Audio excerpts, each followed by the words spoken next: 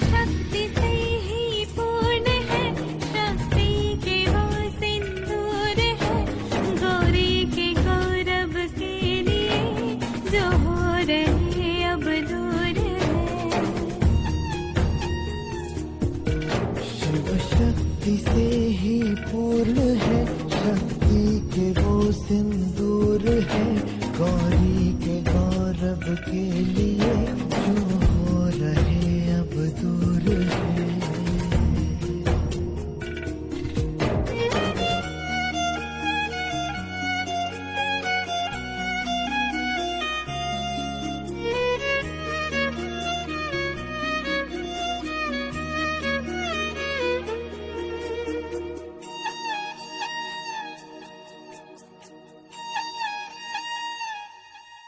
कोई तोड़ना है बिछाह का, नहीं बोले मन के मोह का।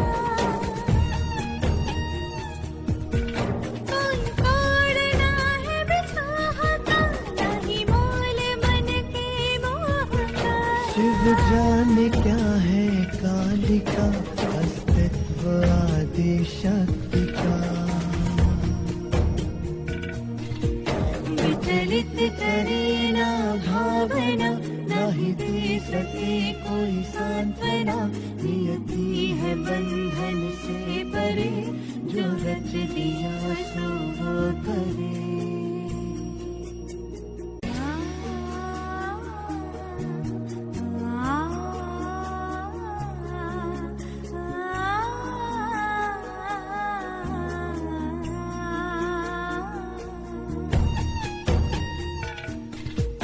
कैलाश की गृह स्वामिनी, शिव की हूँ मैं अर्धांगिनी।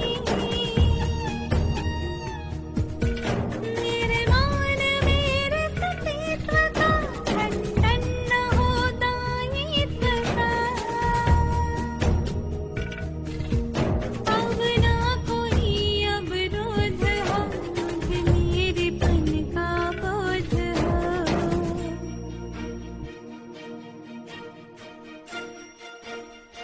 गिरिजा में ऊर्जा शिव से है, गौरी से शिव में शक्ति है, ये दो नहीं है एक है, अनुभूति सम अभिव्यक्ति है। हर श्वास शिव के नाम है, यह प्रेम भी अविराम है। शिव धैर्य तो संयम शिवा, है नयन जो शिव दृष्टि शिवा।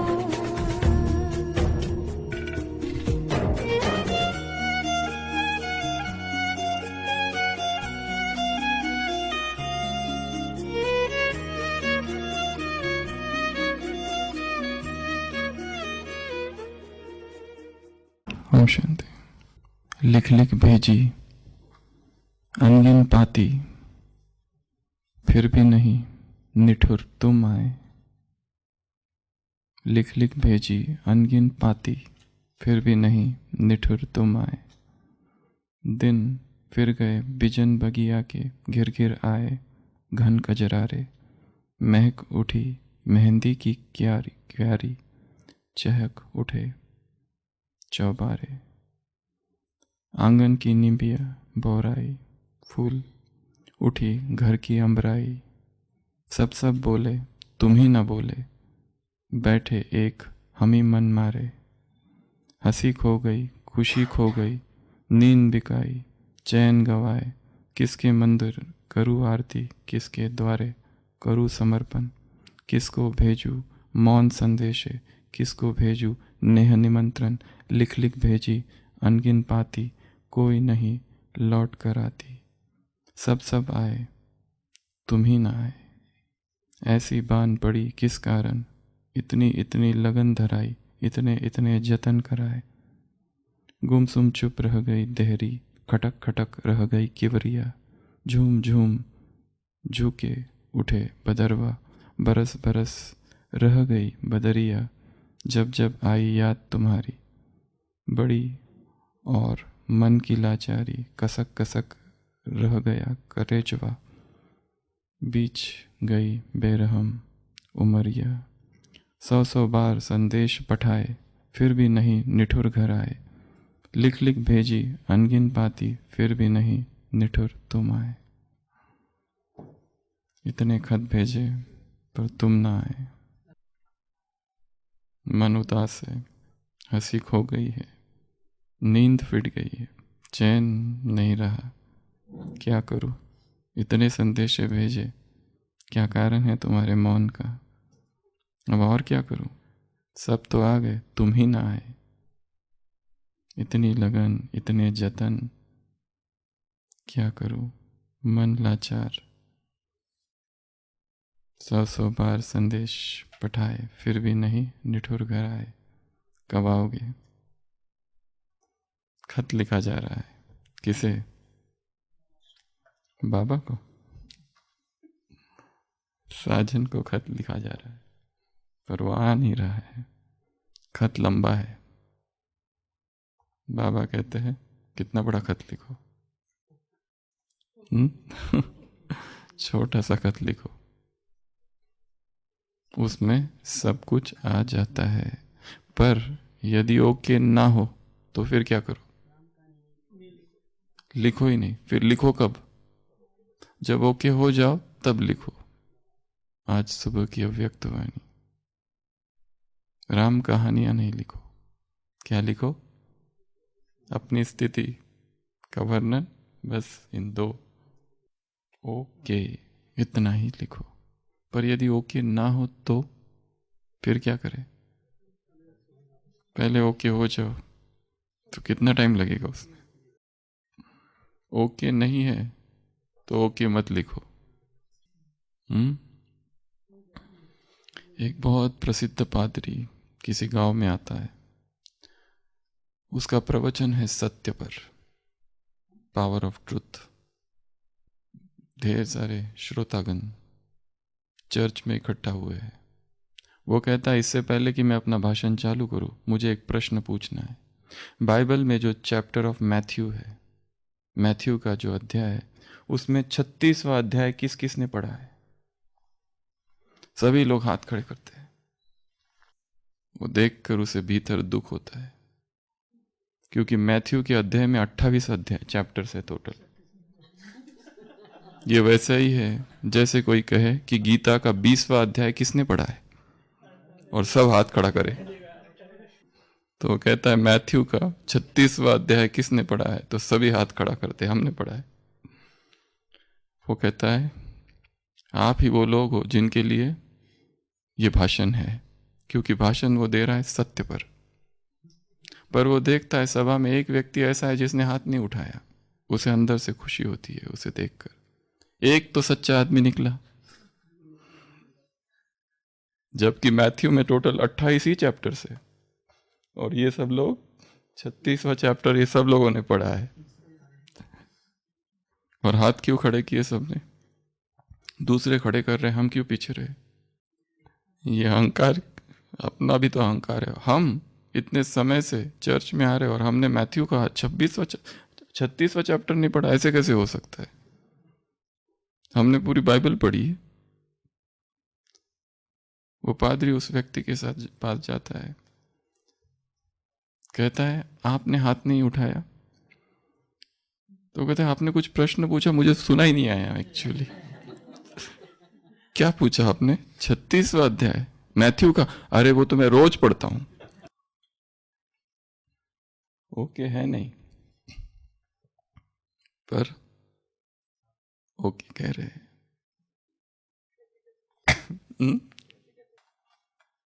बाबा कहते लंबा नहीं लिखो, जो है वो लिखो, जैसे हो वैसे लिखो। सच्चाई, ट्रुथ। और परमात्मा सत्य का सूर्य है। यदि हम झूठ में जी रहे तो हम उससे बहुत दूर है। झूठ की जो चट्टानें हैं वो धीरे धीरे पिघलती जाए जैसे जैसे हम उसके नजदीक पहुंचे। झूठ की चट्टानें, अहंकार की बर्फ की चट्टानें। अगर अध्यात्म में चलते हुए अहंकार ही बढ़ रहा है अर्थात हम परमात्मा से दूर जा रहे। हम इतना बजे अमृत वेला करते हैं, हम इतनी बार मुरली पढ़ते हैं, इतने बजे उठो बहुत अच्छा है, इतनी बार मुरलियाँ पढ़ो बहुत अच्छा है, पर वो सारा कुछ यदि हमें अहंकार से भर रहा है तो क्या हो रहा है? हम उसके नज़दीक नहीं जा रहे। परमात्मा के नज़दीक जाने की निशानी है निरंकारी होती जाए चेतना। अहंकार की जो बर्फ की चट्टानें हैं वो धीरे धीरे पिघलती जाए, तो ही कहा जाएगा व्यक्ति धर्म में अग्रसर हो रहा है, अध्यात्म में आगे बढ़ रहा है। नहीं तो क्या हो रहा है? कहीं और ही जा रहा है, कहीं और ही भटक रहा है। हमने भी मैथ्यू का 36वां अध्याय पढ़ा है। पढ़ा ही नहीं, मैं तो रोज ही पढ़ता हूँ। गीता का हमने भी 20वां अध्याय पढ़ा है, बहुत अच्छा है। 18वें अध्याय से भी अच्छा है। लिख लिख भेजी अनगिन बाती, फिर भी निठुर तुम ना आए। खत बहुत लिख दिए, तुम नहीं आ रहे हो। वो तो आया ही हुआ है, हम ही दूर है। आज हम चर्चा करेंगे जब ओके ना हो तो क्या किया जाए। संपूर्ण ज्ञान है, योग का पता है, धारणाओं का पता है, सेवाओं का पता है, चारों ही विषय की संपूर्ण जानकारी है। 5वें विषय की भी होगी। बाबा के 5th सब्जेक्ट में कौन कौन पास है तो हम भी हाथ खड़ा कर देंगे। क्यों? क्योंकि सबने किया है। तो ये जो ओके है, जब ओके ना हो तब क्या किया जाए, और ऐसा होगा भी। जरूरी नहीं है कि सारे तीव्र पुरुषार्थी, सारे योगी, सारे तपस्वी हमेशा ही तीव्र पुरुषार्थी रहे, योगी रहे, तपस्वी रहे, आगे ही बढ़ते रहे। जीवन में हजारों चीजें होती रहती है, विविधतापूर्ण है ये जीवन। कलाइडोस्कोपिक, एक कलाइडोस्कोप होता है, ऐसा देखा है? टेलीस्कोप नहीं, ऐसा होता है ना एक, था हमारे, हाँ ये ऐसा होता है, दूरबीन जैसा। इसको, इसमें से देखो तो रंग बिरंगी कांच दिखाई देते हैं। बच्चे देखते हैं ना, इसमें अलग अलग अलग, उसको घुमाओ तो कांच कांच दिखते हैं अलग अलग रंग के। कैलेडोस्कोप। तो जीवन भी ऐसा ही है, बहुत सारे रंग है उसके। तो चाहे कोई कितना भी बड़ा योगी हो, तपस्वी हो, नियमित हो, आगे बढ़ रहा हो, फिर भी कभी कभी, बाबा को कभी कभी शब्द पसंद तो नहीं है, परंतु फिर भी कभी कभी ऐसी परिस्थिति आएगी कि जिसमें हम ओके नहीं रहेंगे, तब क्या किया जाए। तो उसकी कुछ बातें आज देखेंगे। बाबा ने कहा पहले ओके हो जाओ, उसके बाद में खत लिखना ओके, पर जीवन नहीं लगा देना ओके होने में पूरा। उससे तो वो लोग अच्छे ही है। मैथ्यू का 36वां अध्याय हमने पढ़ा है, ठीक है। ऐसी 14 बातें हम देखेंगे आज। सबसे पहला, स्वीकार करो कि आज मैं ओके नहीं हूं। जरूरी नहीं हर बार जीत ही हो, हार भी होगी। जरूरी नहीं हर बार सफलता मिले, असफलता भी मिलेगी। जरूरी नहीं हर बार स्तुति ही हो, अच्छा काम करने के बाद में भी निंदा होगी। कल सुना था ना, कुत्ता आ गया सामने, उसने क्या सोचा था, फूल मालाएं चढ़ाई जाएगी, पर क्या हो गया, उल्टा हो गया। ये ड्रामा ही ऐसा बना हुआ है। इस ड्रामा में हर आत्मा की हाईएस्ट पॉइंट आता है, कभी लोएस्ट पॉइंट आता है, होगा ये। इसके लिए नहीं तो जो परफेक्शनिस्ट होते हैं, बिल्कुल परफेक्ट होना चाहिए, हमसे कोई भूल होनी ही नहीं चाहिए, एक रीति से बहुत अच्छा है ये। पर जो परफेक्शनिस्ट होते हैं वो दुखी होते हैं ज़्यादा अंदर से, क्योंकि चीज़ें वैसी नहीं होगी जैसा हम चाहते हैं। हर चीज़ को मैं कंट्रोल नहीं कर सकता। यहाँ बहुत सारी चीज़ें हैं जो मेरे कंट्रोल के बाहर है। इसको बहुत गहराई से समझना पड़ेगा। ये इसलिए नहीं कि हम हताश हो जाए, दिल शिकस्त हो जाए, उसके लिए नहीं। कभी ओके ना हो, ओके ना होने में क्या क्या आएगा? ओके नहीं है मतलब क्या? दुख में है। ऊपर से तो खुश है, ऊपर से तो हंस रहे, सबके लिए अच्छा है, अमृत वेला कर रहे, मुरली सुन रहे, सुना रहे, कोर्स कर रहे, करा रहे, सब कुछ कर रहे, सारी सेवाएं जारी है, पर अंदर से एक दुख का बैकग्राउंड म्यूजिक चल रहा है। एक सूक्ष्म अतृप्ति है, सूक्ष्म, बहुत सूक्ष्म, जो शायद हमें भी पता नहीं कि वो है, पर है। अज्ञात सी, अज्ञात सा दुख, अज्ञात सी अतृप्ति, सूक्ष्म सा एक बेचैनी है, हलचल है, चिंता है। तो सबसे पहले तो स्वीकार करो कि इस जीवन में हार भी होगी, इस जीवन में दुख भी होगा, इस जीवन में हानि भी होगी, इस जीवन में अप्रसन्नता, असंतुष्टता, अतृप्ति भी आएगी, क्योंकि हमने अपने ऊपर ऐसे बड़े बड़े सामान थोप रखे हैं कि उससे हम जरा सा भी हटते हैं तो अंदर में बेचैनी होती है, दुख होती है। ऐसा लगता है नहीं नहीं ऐसा नहीं होना चाहिए। संघर्ष है अंदर, एक द्वंद्व चल रहा है अजीब सा। एक तरफ ज्ञान है, एक तरफ प्रैक्टिकल जीवन है। सुबह अमृत वेला और मुरली के समय ये ठीक लगता है, पर जब जीवन चालू होता है, दिन चालू होता है, तो यहां कुछ और ही घटनाएं घटती है। इन दोनों का कोई तालमेल नहीं है और फिर हम कंफ्यूज हो जाते हैं, कहीं हम ही गलत है, हम में ही दोष है, हम ही ठीक नहीं है, और वो भाव हमें और नीचे नीचे ले जाता है, नीचे नीचे नीचे नीचे ले जाता है। इसलिए सबसे पहली विधि, ओके जब ना हो, दुख हो, कुछ भी हो, तो पहले स्वीकार करो, अपना लेबल ठीक रखो कि हाँ ये है, मुझे नहीं आता है, मैंने नहीं पढ़ा है 36 चैप्टर, मान लो। अगर हम दूसरों को सुनाते हैं मैं संतुष्ट मन ही हूं, इसका अभ्यास करो, और रूम पर जाकर हम ही अतृप्त है, तो एक द्वंद्व हो जाता है। तो सबसे पहले तो स्वीकार करो, जब भी ओके ना हो, हमें बहुत सारी स्थूल चीज़ों की सहायता लेनी पड़ेगी। यहाँ ओके ना हो अर्थात ना योग करने की इच्छा है, ना ज्ञान में कोई रुचि है, ना ज्ञान सुनाने की इच्छा हो रही है। धारणा ठीक है, जो चल रहा है धारणाओं में। सेवा की बिल्कुल भी इच्छा नहीं है, एकदम ही मन उदास हो गया है, कुछ भी करने की इच्छा नहीं है। कभी कभी ऐसी स्थिति भी आएगी। होमवर्क तो जो दिया वो होमवर्क सुनना ही नहीं है, तो करने का तो सवाल ही नहीं। ऐसी स्थिति भी आएगी। तो सबसे पहले तो स्वीकार कर लो कि हाँ ऐसा है, इसको मैं स्वीकार करता हूं कि ऐसा भी हो रहा है, ये भी मैं ही हूं, ये भी मैं ही हूं। हर व्यक्ति में अनेक व्यक्तित्व है, बहुचित्तवान है हम, पॉलीसाइकिक। एक मन में अनेक मन समाये हुए हैं, हम बहुरूपी अभी कितने सारे हैं हम, हमें ही पता नहीं इसमें से मैं कौन हूं, सत्य कौन है। इसमें से इतने सारे रूप धारण किए, योगी हूं या भोगी हूं, कंफ्यूजन है, या ढोंगी हूं।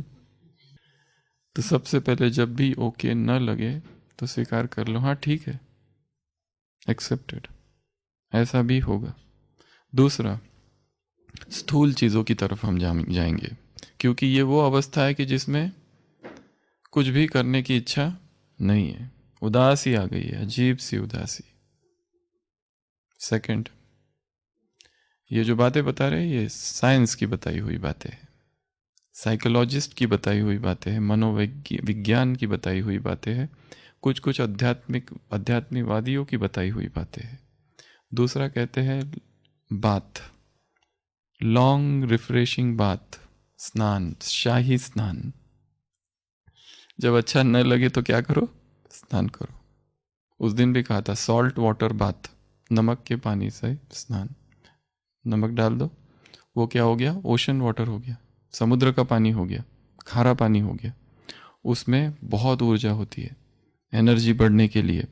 और वो स्नान करते करते ये सोचना कि जो भी मेरे अंदर निगेटिव एनर्जी आई है सब क्या हो रही है, बहती हुई निकल जा रही है। वो एक एक पानी का कतरा है, उसमें ऊर्जा है, वो ऊर्जा मेरे शरीर पर पड़ रही है, मुझ में ऊर्जा भर रही है। ये स्थूल कार्य है।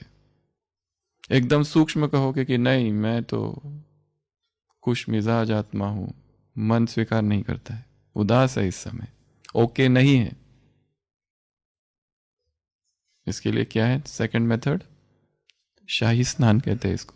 घिस घिस के स्नान करो थोड़ा 1 घंटा ये दूसरी मेथड।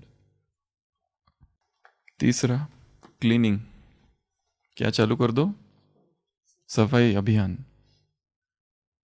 अलमारी है, सारे कपड़े निकालो फिर रखो। क्या चालू करो, वो कमरा जो कभी साफ सफाई नहीं की, किताबों को साफ करो, कपड़ों को ठीक रखो, जूतों को ठीक रखो, वो हर चीज जिसकी सफाई की आवश्यकता है उसमें मन को लगा दो।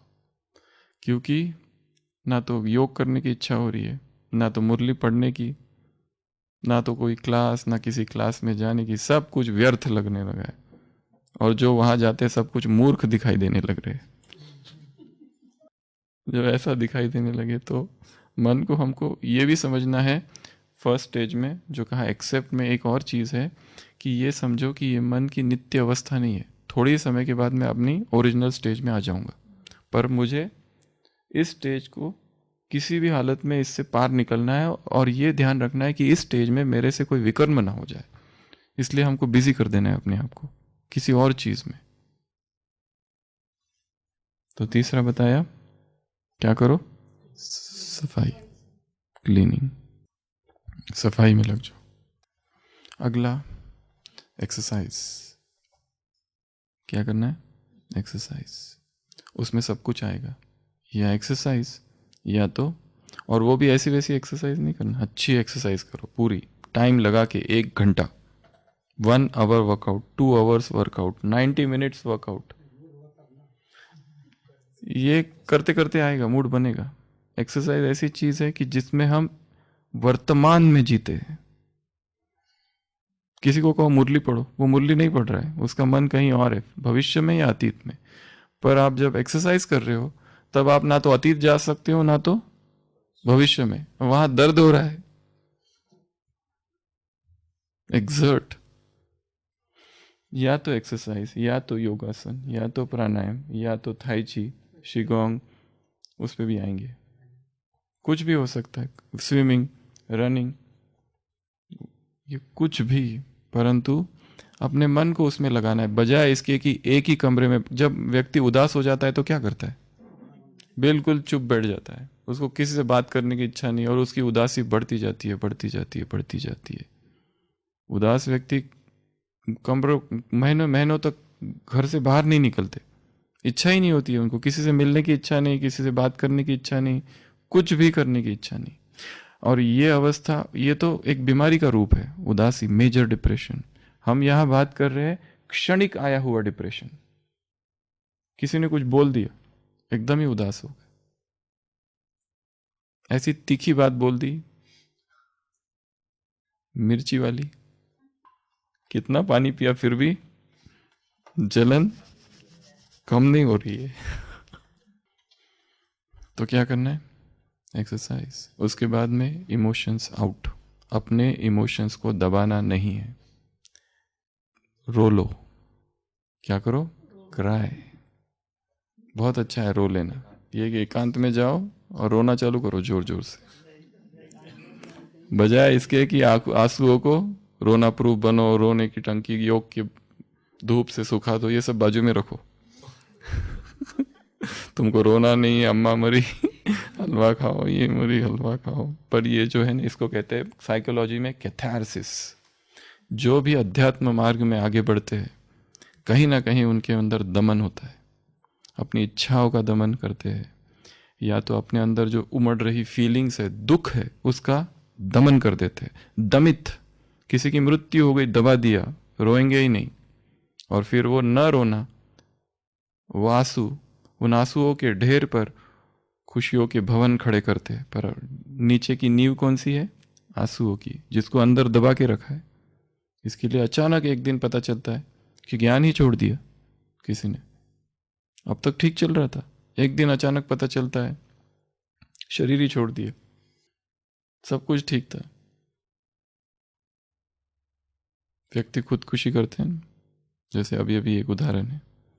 सबको भेज दिया, बच्चों को कहा कि जाओ तुम, पत्नी को कहा तुम उधर जाओ, किसी को कानो कान खबर नहीं होने दी, किसी को सामान लेने भेज दिया, किसी को कुछ लेने भेज दिया और फांसी लगा दी।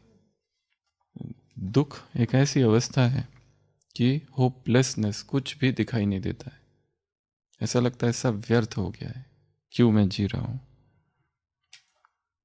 इसीलिए हमारे पास कुछ हथियार चाहिए, स्थूल हथियार चाहिए, जिनका हम प्रयोग कर सके, नहीं तो यह दुख बढ़ता जाएगा। इसलिए इमोशंस आउट, फीलिंग्स आउट, इसको कहते हैं कैथारसिस।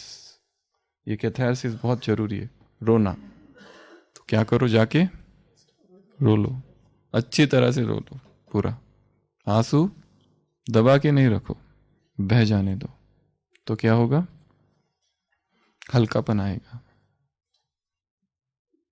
उसके बाद में गेम्स, जब भी मूड ठीक ना हो क्या करो, खेलो। कौन से गेम्स खेलेंगे,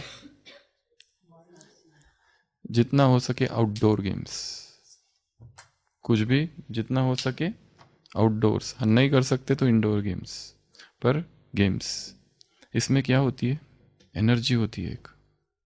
खेलते खेलते खेलते खेलते, क्यों लोग खेलते हैं, एक उनके जैसे ही हम खेलते हैं, एक्सरसाइज करते हैं, हमारे ब्रेन में हैप्पीनेस हार्मोन रिलीज होते हैं, वही हार्मोन जो मेडिटेशन में रिलीज होते हैं।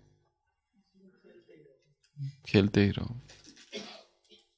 लोग बैडमिंटन खेलते हैं, घंटों घंटों खेलते रहते, फुटबॉल खेलते हैं, घंटों घंटों खेलते रहते हैं, क्यों, और थकते नहीं है, क्योंकि थकान खत्म हो जाती है, उसमें एनर्जी आ जाती है, कंसंट्रेशन लगता है। फुटबॉल कितना एनर्जी से खेलते हैं लोग, तो खेल, और पर वो अचानक जब उदास हो तभी खेलने जाना, ऐसा नहीं, रोज ही थोड़ा टाइम, ताकि आदत बनी रहे।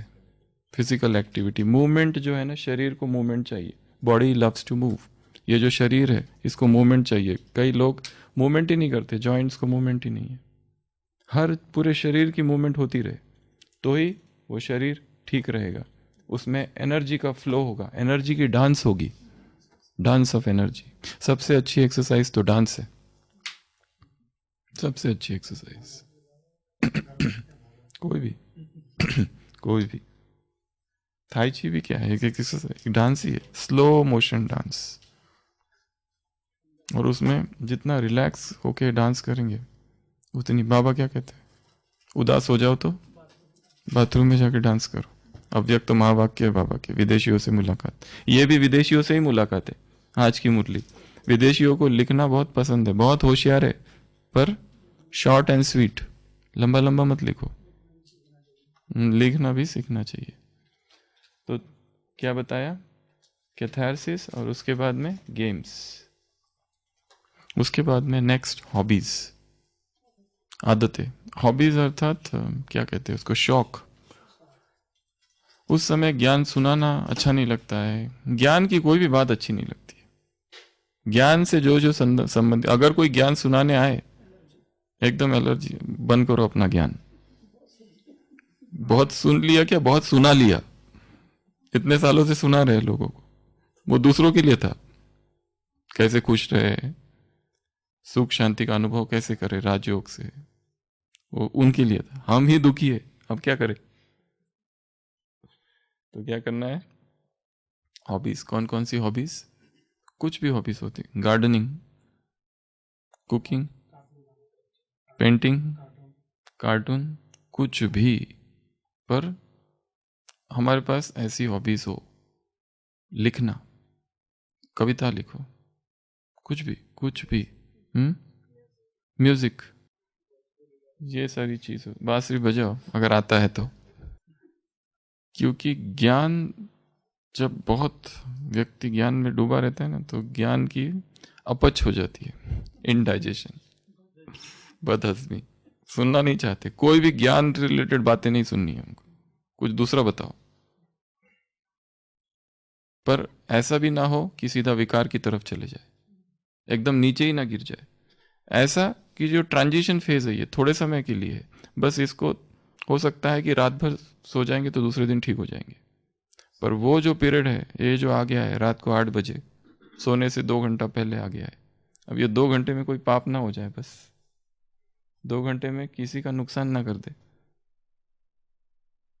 2 घंटे में कोई ऐसा SMS ना डाल दे कि जिसका खुद ही को पश्चाताप करना पड़े, ऐसा लेटर ना भेज दे किसी को। वही तो डिलीट भी तो नहीं होते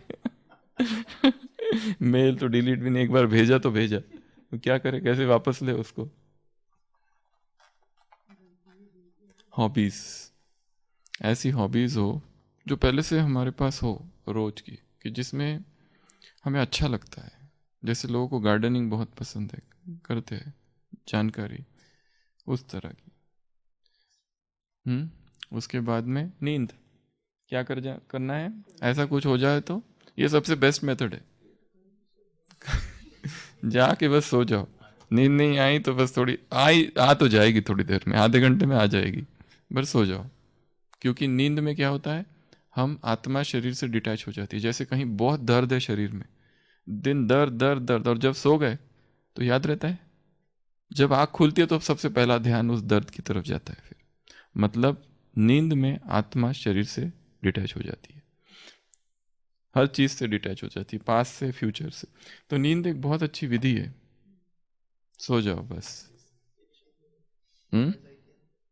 वीर तुम अड़े रहो, रजाई में पड़े रहो तो नींद।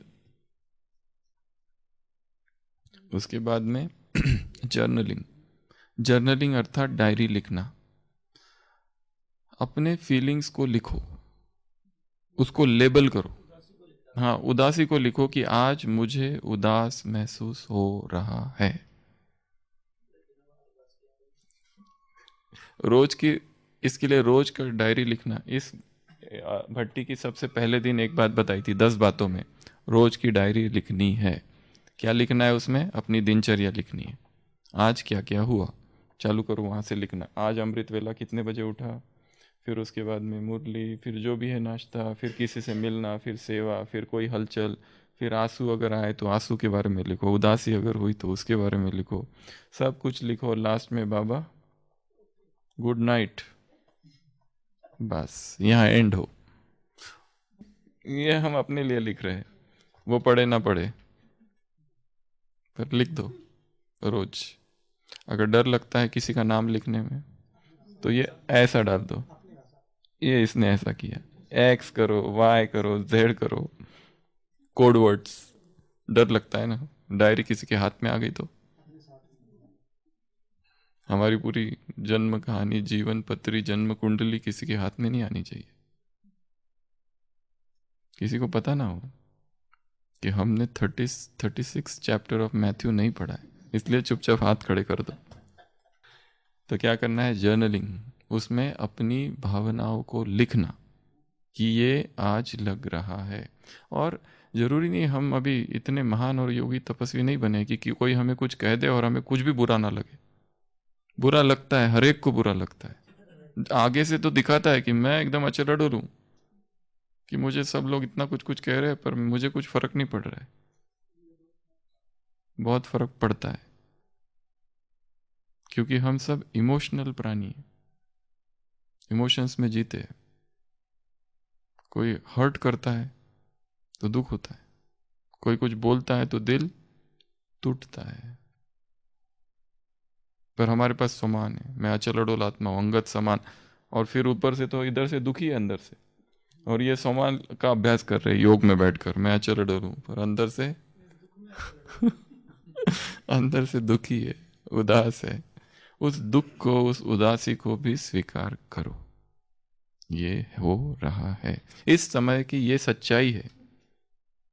हो सकता है थोड़ी देर में ये ना रहे, पर इस समय यही सच्चाई है कि मुझे उदास फील हो रहा है, हर्ट फील हो रहा है, होपलेस फील हो रहा है, व्यर्थ का आक्रमण हो रहा है, मन बेचैन है।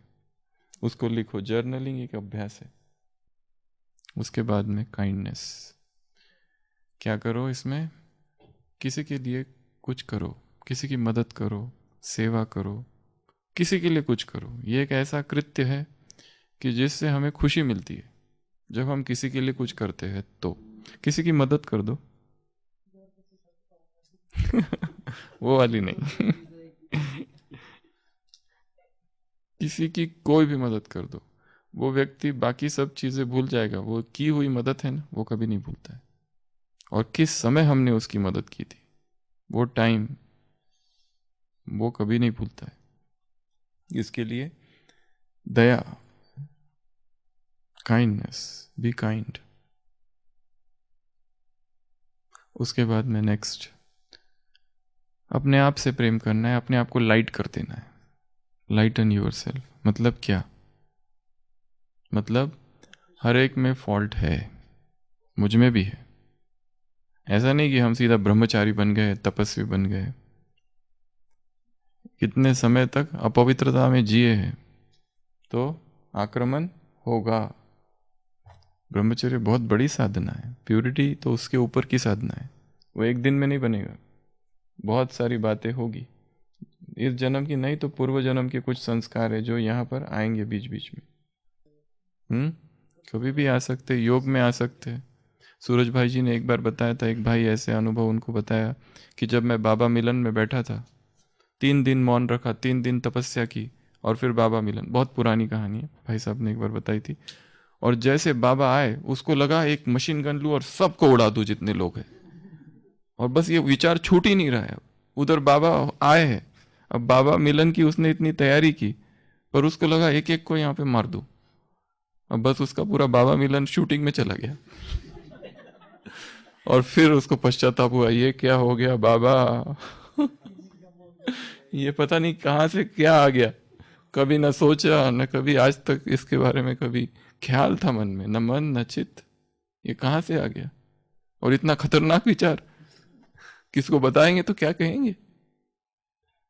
तो हमने इतने गुल खिलाए हैं जन्म जन्म में कि कब क्या निकल के बाहर सामने आ जाए पता ही नहीं चलता है। इसलिए लाइटन योरसेल्फ या लव योरसेल्फ, अपने आप से प्रेम करो। ठीक है, ये भी मेरे ही व्यक्तित्व का एक हिस्सा है, किया तो मैंने ही है, ये भी सामने आएगा और आया है अब। पर एक ही चीज याद रखना, ये थोड़ा समय चलेगा। जैसे सुख अनित्य है, ये दुख भी अनित्य है, ये थोड़ा ही समय चलेगा। हो सकता है मुझे इस समय स्थिर रहना है, बस इसको देखना है, वो चला जाएगा आके, ज्यादा समय ये चलेगा नहीं। उसके बाद में मूव आउट, स्थान बदल दो। क्या कर दो? ये सबसे पावरफुल विधि है। जहां बैठ के व्यर्थ संकल्प चल रहे, क्या कर दो? स्थान को बैठ दो। अगर अमृत वेला ही चल रहे तो उठ जाओ उस योग के कमरे से और घूमना चालू करो इधर उधर, कहीं पर भी हो सकता है ये। पर इतना भयंकर तूफान आ रहा है, उस स्थान को चेंज कर दो उस समय। पर अगर रात को 12 बजे हो रहा है तो खटिया के नीचे चलना इसके लिए कई बार मरीज होते हैं ना जो ठीक नहीं होते, तो उनको कहा जाता है भाई इनको कोई ऐसे स्थान पर ले जाओ, कोई हिल स्टेशन। कई लोग यहाँ हिल स्टेशन में माउंट इसलिए आते हेल्थ के लिए कि वहाँ ठीक नहीं हो रहा है, मुंबई में बहुत इलाज करा लिया, अब यहाँ आना चाहते हैं, 10 दिन यहाँ रहेंगे शांति से, यहाँ की फ्रेश एयर मिलेगी तो थोड़ी हीलिंग फास्ट होगी। तो चेंज एटमॉस्फियर, ये एनवायरनमेंट को चेंज कर दो, कमरे को बदल दो, निकल जाओ उससे बाहर। एक कमरे में बंद है और वहीं पे दुखी हो रहे, दुखी हो रहे, दुखी हो रहे, उदासी के विचार आ रहे हैं। किसको आ रहे हैं? जो लंबे समय से ज्ञान, योग और तपस्या और सेवाओं में है। सादी आत्माओं की बातें नहीं चल रही हैं यहाँ, ये वो आत्माओं की बातें चल रही है जो तीव्र पुरुषार्थी है, तीव्र, जिनको अपने संपूर्णता का निरंतर ख्याल रहता है, उनकी बातें चल रही है। सादी आत्मा, संसार की आत्माओं की बातें, ये संसार की आत्माओं के लिए नहीं है, ये यहाँ की है। जो 10-10 बार मुरलियाँ पढ़ते हैं, जो योग में कई भट्टियाँ कर चुके हैं, हजारों बार बाबा मिलन मना चुके हैं, भट्टियाँ करा चुके, की है, कराई है, खुद की है, कराई है, भाषण दिए हैं, खुद सुने हैं, सब कुछ किया है, तो वो सब उनके लिए चल रहा है। तो क्या करना है, स्थान को बदल दो। उसके बाद में नेक्स्ट प्रकृति। ये बहुत पावरफुल विधि है। इसके लिए प्रकृति का रोज प्रकृति के सानिध्य में जाना है, रोज। ऐसे नहीं इमरजेंसी में जाओ कि आज दुखी लग रहा है चलो थोड़ा पहाड़ी पर घूम के आता हूँ, नहीं, रोज ही घूमने जाओ, रोज ही पहाड़ी के संपर्क में आओ। और यहाँ तो ठीक है, माउंट में सब जगह पहाड़ी ही पहाड़ी है, पर जो शहरों में रहते हैं जहाँ रोड है, ट्रैफिक है, सेवा केंद्र ही बिल्कुल रोड के सामने, जहाँ पे रात भर गाड़ियाँ चलती रहती। सेवा केंद्र ऐसी जगह है कि रात भर फ्लाइट की आवाज़ें, ट्रेन की आवाज़ें आती रहती है। पर ये फिर भी हमारे हाथ में है। एकांत को चुराना है, मौन को चुराना है। प्रकृति हर जगह पर है, कहीं पर भी हम उसका अनुभव कर सकते। छत पे चले जाओ, बहुत सेवाएं हुई, बहुत सेवाएं हुई, वो 10 मिनट भी जाके आ जाओ, शांति से बैठ जाओ तो एनर्जी आ जाएगी। आज की मुरली में है ना एकांत की बात। छोटी छोटी बातें जो है ना डिस्टर्ब कर देती है। क्या चाहिए इसलिए बीच बीच में एकांत। बिना एकांत के तो स्थूल एकांत की बात कर रहे, वो एक के अंत में खोना तो परिणाम है उसका, वो एकांत। एकांत की परिभाषा शुरू स्थूल से होती है, अंत सूक्ष्म से होती है। दोनों ही एकांत है, सूक्ष्म स्थूल एकांत। कोई नहीं है वहां, चुपचाप अकेले में बैठो, चलो वो भी ठीक है। तो सॉलिट्यूड, लव फॉर सॉलिट्यूड, प्रकृति में चले जाओ जब उदास लगे। और क्या करो वहां जाके, मंजू बहन क्या करेंगे वहां जाके, नरेश भाई क्या करेंगे प्रकृति में, क्या करेंगे? अच्छा, पौधा लगा के आओ। नहीं, और क्या करेंगे? बातें करो। किससे बातें करेंगे? पेड़ों से बातें करो, पत्तों से बातें करो, पेड़ों से, पहाड़ों से, चिड़िया से, उसका वंडर प्रकृति। आहा, ये कौन चित्रकार है? हरी हरी वसुंधरा पे नीला नीला ये गगन। हाँ, पेड़ों की वैरायटी देखो, कितनी अलग अलग वैरायटी है। एक पेड़ ना मिले दूसरे से, पेड़ों का छोड़ो, एक पत्ता ना मिले दूसरे पत्ते से, बैठ के गिलहरी को देखो कैसी इधर उधर करती है। उसको कोई मतलब नहीं है संसार से, कोई लेना देना नहीं है। वो गिलहरी को देखो, वो चींटी को देखो, छोटी सी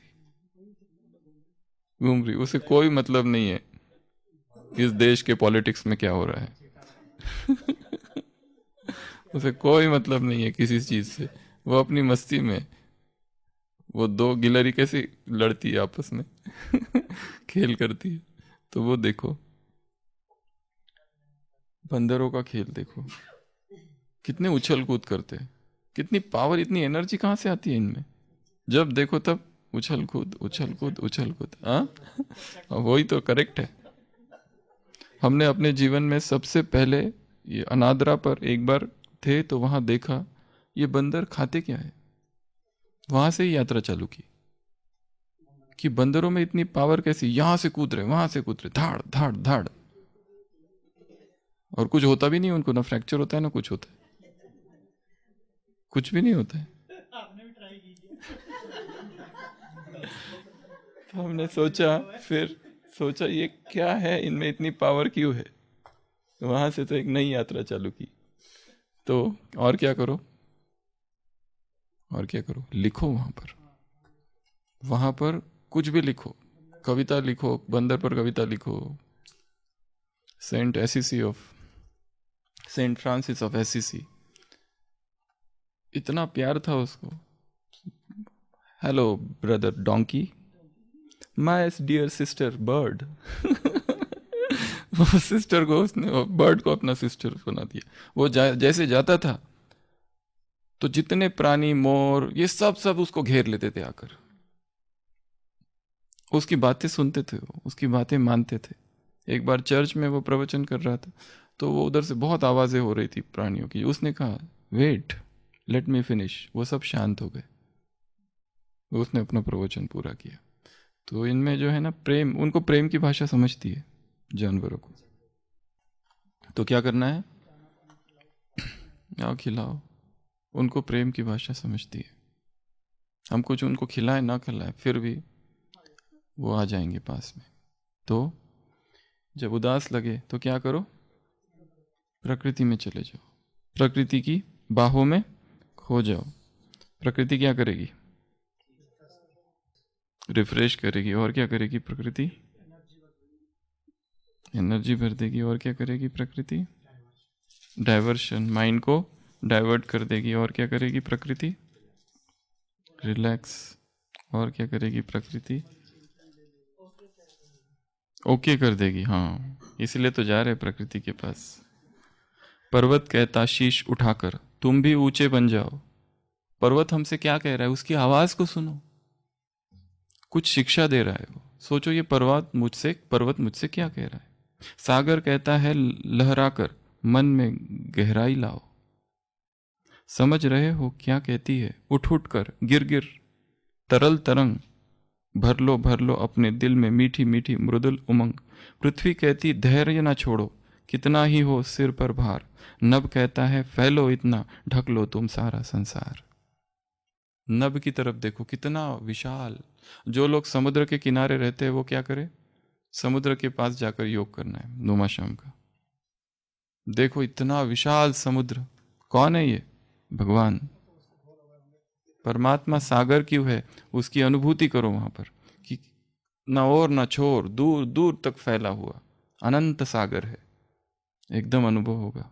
सागर के तट पर बैठकर योग, पहाड़ियों पर योग, नदी के तट पर बैठकर योग, झाड़ के नीचे बैठकर योग, चट्टानों पर बैठकर योग, ये एक अलग ही अनुभव है।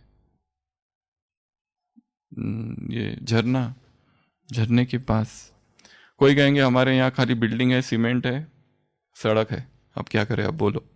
गार्डन तो होंगे कहीं कहीं, वहां जाओ। कोई कहेंगे गार्डन है पर बहुत दूर है। छत तो है, कोई कहेंगे छत भी नहीं है, चित्र लगा दो, टीवी देख लो। या तो सड़क तो है, अमृत वेला, या अमृत वेला के बाद 5 बजे 6 बजे लॉन्ग वॉक पर निकल जाओ, सड़क, मूव आउट। और एक चीज वो है, किसी के साथ शेयर करो। क्या करो, किसी के साथ अपना दुख, अपना दर्द, अपनी पीड़ा, अपना हर्ट शेयर करो। शेयर करने से क्या होगा, थोड़ा सा हम कम नहीं हो जाते, हमारी प्रतिष्ठा, कि हम और उदास, हम तो दूसरों को उदासी से कैसे मुक्त होना ये सिखाने वाले। ये भी हो सकता है हम फिर भी दूसरों को सिखाते हैं टेंशन कैसे मुक्त हो। स्ट्रेस मैनेजमेंट का कोर्स कराने में एक्सपर्ट हम लोग हैं। एक बार हम किसी के साथ जा रहे थे, उनका प्रवचन था कहीं स्ट्रेस मैनेजमेंट पर, वो हमारे साथ जा रहे थे और गाड़ी बीच में फेल हो गई। इतने टेंशन में आ गए वो, इतना टेंशन में, इतनी बेचैनी कि टाइम हुआ जा रहा है, मेरा लेक्चर है। किस पे लेक्चर है, स्ट्रेस मैनेजमेंट पर। ऐसे कैसे ये गाड़ी क्यों ली, पहले ही समझना चाहिए था, मैंने तो पहले ही कहा था दूसरा ड्राइवर लो, ये ड्राइवर ठीक नहीं है, ड्राइवर को समझना चाहिए था, पहले से गाड़ी चेक करके क्यों नहीं आए।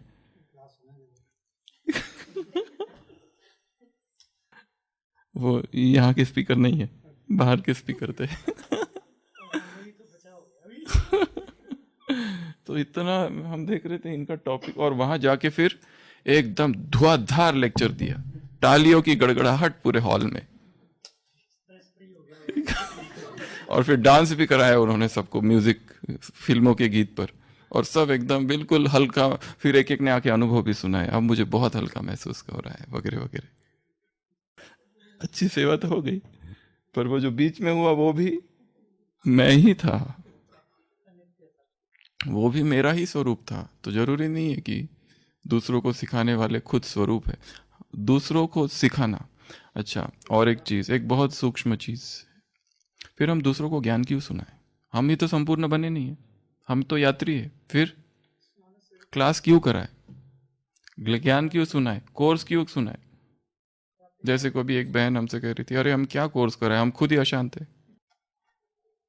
क्यों कराए। इसका भी एक कारण है। सबसे पहला, क्लास कराना कहो या कोर्स कराना कहो या ज्ञान सुनाना कहो, इसका मतलब ये नहीं है कि हम उस बात में संपूर्ण हो गए हैं, सबसे पहली बात। दूसरा, ये कराते कराते हमारा अटेंशन और जागृत हो जाता है। हम उदास है तो मनोरेंद्र दादी क्या कहती थी बहनों को, जाओ जाके कोर्स करो। कोर्स कराते कराते ही किस पे, खुद दुखी हो तो किस पे कोर्स कराओ, सुखी कैसे हो, सदा खुश कैसे रहे, ये टॉपिक लो, खुद ही लेना, मुझे ये टॉपिक चाहिए। पर इसका मतलब ये भी नहीं कि जो सदा खुश रहो इस पर बोल रहा है वो खुद अंदर से दुखी है। दोनों ही चीजें, एक तो ये, दूसरा ज्ञान सुनाना हमने ही किए हुए पापों का पश्चाताप है। सेवा क्या है, सेवा इसलिए नहीं खुश हो रहे, दूसरों की सेवा कर रहे, रहम दिल, ये तो है, पर सेवा करने का एक कारण ये भी है, ये हमारे पश्चाताप का एक साधन है। सेवा, हमने पाप इतने किए हैं, विकर्म इतने किए हैं, पूर्व जन्म में नहीं, ज्ञान में आने के बाद, इसलिए अब सेवा से उसका क्षमन करो। इसलिए सेवा, ये भी एक कारण है सूक्ष्म। इसलिए विकर्म ज्यादा किए ना तो सेवा ज्यादा चालू करोगे, हड्डी हड्डी लगा दो अब सेवा। किसी को सुनाना यही सेवा नहीं है, चिंतन करना भी सेवा है। सुनाना एक लास्ट है, 99% तो हम चिंतन करते रहे, मनन करते रहे, 1% लास्ट में अगर अवसर मिल जाए तो ठीक है, नहीं मिले तो बहुत ही अच्छा, नहीं मिला तो भी ठीक, मिला तो ठीक, क्योंकि फायदा दोनों तरफ हमारा ही है। चाहे हम सुना रहे हो या न सुना रहे हो, हमारी स्थिति सेम रहे, चाहे हम मौन में हैं या तो सेवा में हैं, स्थिति सेम रहे। ऐसा नहीं कि जब सुना रहे तो स्थिति बहुत ऊंची चली जाए और नहीं सुना रहे तो सीधा नीचे चले जाए, ये भी ना हो। तो ये कितनी बातें हो गई, 14 बातें हैं।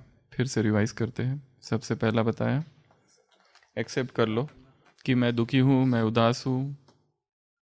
ए फॉर एक्सेप्टेंस, एक्सेप्ट कर लो इसको।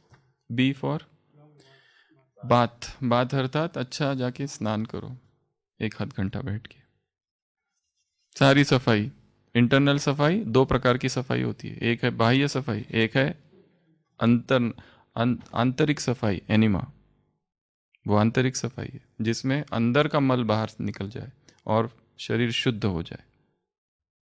सॉल्ट वाटर बाथ, शंख प्रक्षालन या कोलोन इरिगेशन थेरेपी, एनिमा, ये सब क्या है, इंटरनल सफाई है। अगला क्लीन, क्या क्लीन करना है, सब कुछ साफ करना है।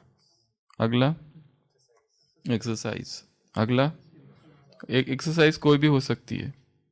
D D D for don't remain quite, मतलब किसी के साथ शेयर करो, चुप नहीं बैठो। अंदर जो अंदर दबा है ना, कोई अगर ऐसा व्यक्ति है कि जिस पर विश्वास है उससे शेयर करो, पर ऐसा नहीं कि हम किसी के साथ अपनी बातें शेयर करो और वो दूर दूर तक वो बातें फैला दे उल्टे तरीके से। ऐसे व्यक्ति के साथ, उससे तो अच्छा शेयर करना है तो बाबा के साथ शेयर करो, नहीं तो कोई जिस पर विश्वास है उससे, या तो डायरी में लिखो ये चीज़। तीसरा, 5वां एक्सरसाइज, 6th इमोशंस आउट, लिख, रो लो, दबाओ नहीं उसको। एक तो रोना है उसमें, या तो अपना गुस्सा निकाल दो। वो कहते हैं ना, तकिए पे जाकर उसको बॉक्सिंग करो। तकिए को मारो। अभी क्या करे, अंदर जैसे एक व्यक्ति है, उसका बॉस उसको इतना सताता है, उतना सताता है, उसने क्या किया, अपने बॉस का एक फोटो लिया, उसका फोटो अपने घर पे लगा के रखा। जैसे ऑफिस से आता है अपना जूता निकाल के वो फोटो को मारता है। उधर तो मार नहीं सकता है, अंदर जो दबा के रखा है ना उसकी पिटाई करता है रोज। अभी क्या करे अंदर, ये संसार के लोगों की बातें हैं। अंदर ये लाफ्टर क्लब क्या है, लाफ, हंसते, जोर जोर से हंसो हंसो हंसो हंसो, निकालो अंदर से, पर अंदर नहीं दबा के रखना है, निकाल दो उसको जो भी है। अगला गेम्स, कोई भी गेम्स। अगला हॉबीज। अगला sleep, indulge in nap, indulge in sleep. I for so जाओ, ये कई लोगों को इनको बहुत प्रिय है।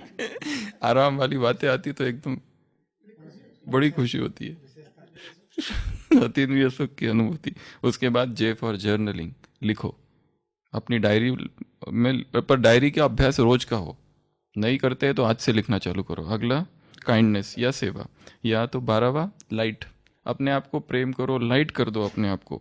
और एक बात बहुत महत्वपूर्ण, जरूरी नहीं है हर प्रश्न का उत्तर हमारे पास हो, इसको स्वीकार करो। जरूरी नहीं कि जीवन में जो कुछ हो रहा है उस हर चीज का उत्तर ये क्यों हुआ। बाबा कहते ना ज्ञान आदि मध्य अंत तुमको पता है, पर नहीं पता, अब क्या करें? जब पता चलेंगे तब देखेंगे। अभी मुझे नहीं पता ये ऐसा, इस व्यक्ति ने मेरे साथ ऐसा क्यों किया, मुझे नहीं पता। नो आंसर, ये स्वीकार कर लो। अगला मूव आउट, और 14वां प्रकृति, नेचर। ये 14 बातें हैं। ये जब भी उदास लगे तो इनमें से कुछ भी करो और अपने आप को क्या करो। और बाबा को खत ही लिखना है तो कौन सा लिखो? कौन सा खत लिखो? वो दिल की दवात वाला सच्चा खत। फूल तुम्हें भेजा है खत में, फूल ही मेरा दिल है। एक बस फूल भेज दिए, उतना ही काफी है। ओम शांति।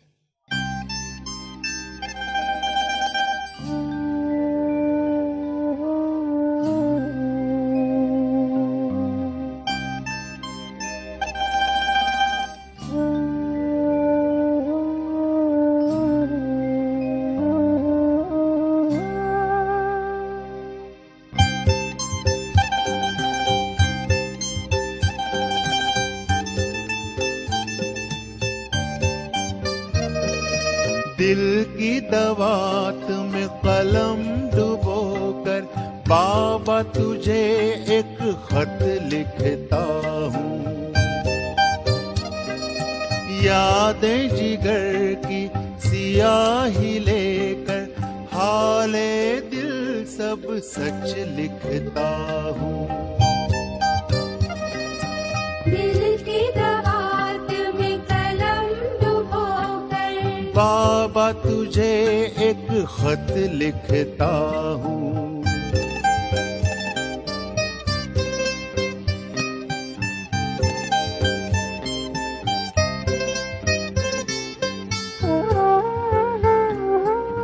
शाम सवेरे याद में तेरे बीते दिन और बीते नैना, तेरे ख्यालों में रहूं हर पल, तुझको ही देखे ये मेरे नैना। लगता है बाबा हाथों में तेरे, हाथ सदा दे कर चलता हूँ।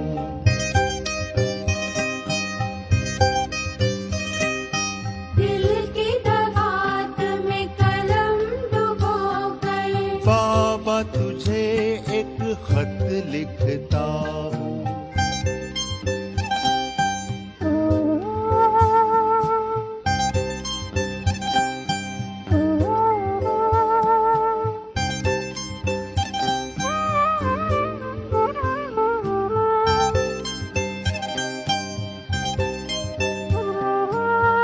मन में बसी है मूरत तेरी, दिल में है तेरी तस्वीर।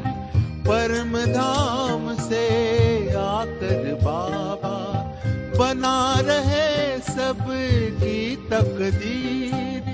खत का सार यही है बाबा, सम्मुख मिलने को लिखता हूँ।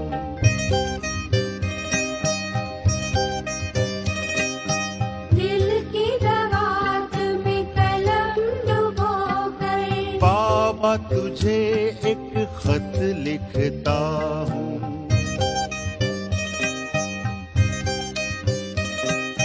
यादें जिगर की सियाही लेकर हाले दिल सब सच लिखता हूँ।